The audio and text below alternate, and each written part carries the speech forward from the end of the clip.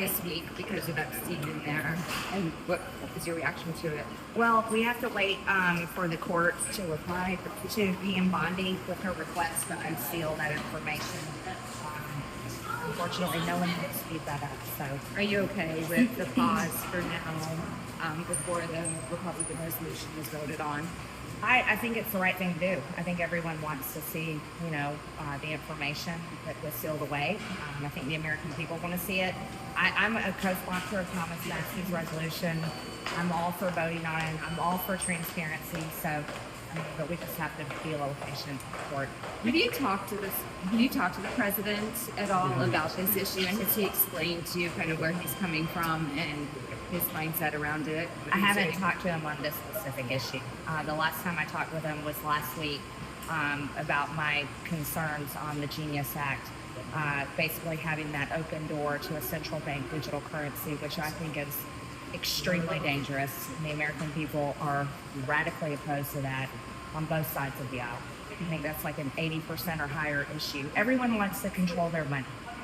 And it's scary to think about. You can't hold your money, you can't hide your money, you can't use your own money to buy and sell, and that it could be converted to a digital currency that in the hands of some future administration can be controlled. And I think that's terrifying to people. And that was what I was talking about. You tweeted yesterday, like, no one wants people want the whole steak dinner. Like, Yes. Not like little bits won't be enough. I interpreted that as like the Pam Bondi thing is not enough. Like you want the whole thing. That my criticism wasn't directed at Pam Bondi.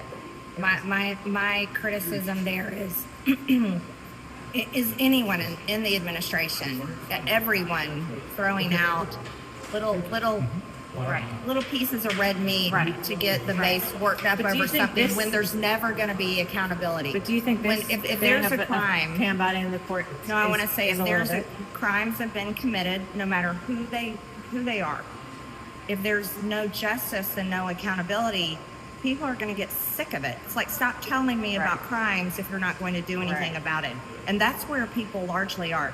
My issue is this: people can't afford health insurance, they can't afford car insurance, they can't afford rent, they can't afford to buy a house. Those are the problems we need to be fixing.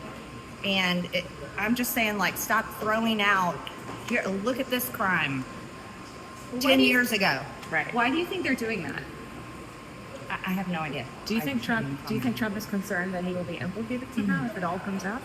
I don't think so.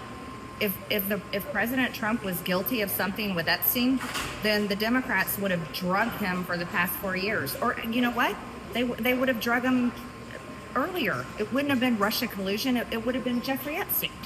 And so I don't see him being guilty of anything there. I don't see him being in danger of anything there. It doesn't make sense to me. The same Democrats literally arrested him. They've impeached him twice.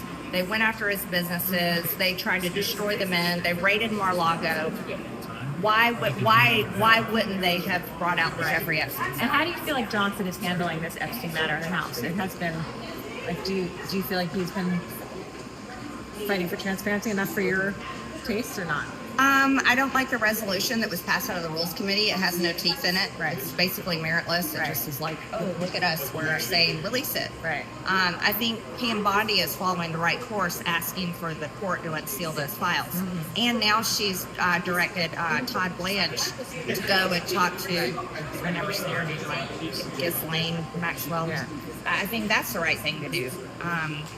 Can we trust what she says? No, that's another question. Right.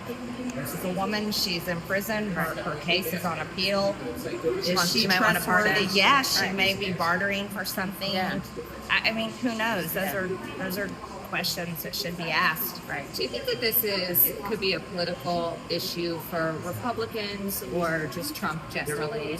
If it's not dealt with, then a sad one. I think all of it is a political issue. Not only for the president's not running again. Right, yeah, but just like So, for his, but for Republicans, yes. You can ask my colleagues.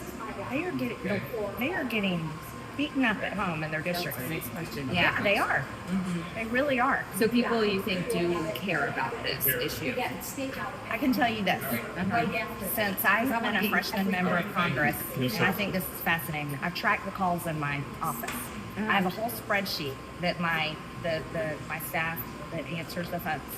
They track all the calls coming in district, they track all the calls coming out of district, and we have categories of issues ranging from maybe former issues to current issues. And we track what they're calling about. The call volume on Epstein it's almost been 100% Epstein since this started, in district and out of district, and they are demanding transparency. And the volume is high. Very high. Crazy. Very high. You can feel the It's extremely high. So that's calls coming into my offices, both offices, district and DC. And then on top of that, what you're seeing online, and I think that's something to pay attention to. If you look at everybody's social media posts and you go in comments, they won't even comment about what the post is about. They're going to say, release the files. I think it's a big issue. What do you think of Speaker Johnson's handling of this, saying that you need to give the administration time to do this? I had just answered that. I think Pam Bondi, what she is asking for is important. That's up to the court. She can't control that. We can't control that. And last thing on this subject, it seems like the House is kind of shutting down for the week because rules on Epstein. Like, what do you think that's? I'll tell you my complaint on Yeah. this is since Mike Johnson became Speaker, I forgive me, I should know this count. He's had us vote on 5, 6, 7 CRs. I don't know. I can't even count now. To me, that is the bigger story is why isn't a Republican-controlled House passing our appropriation bills? And when it comes to September 30th, I said it this morning, I am not voting for a CR. I see that as utter failure. Because here's why. So in my district, there's serious projects that need funded, appropriation requests that are important for people, Republican, Democrat, Independent, people that don't even vote. These projects are important for people and they're taxpayers. And why are we getting that done? Like water projects that are important, road projects that are important for our economic development. I have a rural district. That's incredibly important. Why is the Freedom Caucus okay with the CR right now after demanding no more CRs and kicking McCarthy out in large part because of it? Well, thank God I'm not a member of Freedom Caucus I know, anymore. but I was wondering if you could explain. I can't explain it. I don't think they've accomplished much lately. If you look, they put up a big fight, sent about a bunch of fundraising emails on it, and then end up folding and getting nothing. So I don't think that accomplished anything. And can you clarify the CR? If they do a CR again, it would still be Biden numbers, right? Because it's a CR from last year. It's a CR from this year, which is a CR from last year. So it's not only Biden numbers, and that's one piece of it, but it's also policy, specific funding for specific issues and departments, and it's everything. It's the entire Democrat agenda. And then we're going to be asked to vote on that again, but the American people voted for Republicans to have control. So, Did you guys talk about approps in there? yeah, they talked about how the Appropriations Committee is doing several markups and continuing, but we haven't why are we going out on August recess if we haven't finished appropriations? It's ridiculous. We're going to come back in September and have 3 weeks to get it done. Like, no, that's not going to happen. Did you say in there? Because they're not giving us any input, too. That's another thing. Do you think I'm going to vote for foreign aid? Hell no, I'm not voting for foreign aid. And, you know, there's going to be a big fight for us that are fiscally conservative and see the $37 trillion in debt is existential for all of us. And you're going to see us being like, no, we're not going to spend this much money. So to think that we can finish appropriations in the last 3 weeks without any input, we've seen it before. But it's, I think it's utter failure, and I'm willing to say that now. It's utter failure in leadership. There was no excuse for appropriations not to get their work done over the summer. Like, no, I run a company. I've run a company for 22 years. I ran my company. You cannot fully say in leadership, oh, we ran out of time, or we just sit. No, that's bullshit. On a job site, you don't run out of time, you get the work done. And it's hard for me as a woman who has worked hard in the business world in a male-dominated industry, which is construction, for me to be under leadership that can't get it done. I'm sorry, as a woman, I can't accept that from men. When you said you were not going to vote for a CR, did you say that in the meeting in there? When you said that this morning? I walked in and told them to their faces. Okay. I think that's the best way to handle it. Are there other colleagues who agree with you and hold a similar position? I have no idea. I'm sure that they may quietly agree. I don't know if they're willing to do it. I'm willing to do it. I was the only no vote on the rule last week because I think that crypto legislation was rushed through. We were pressured by the White House.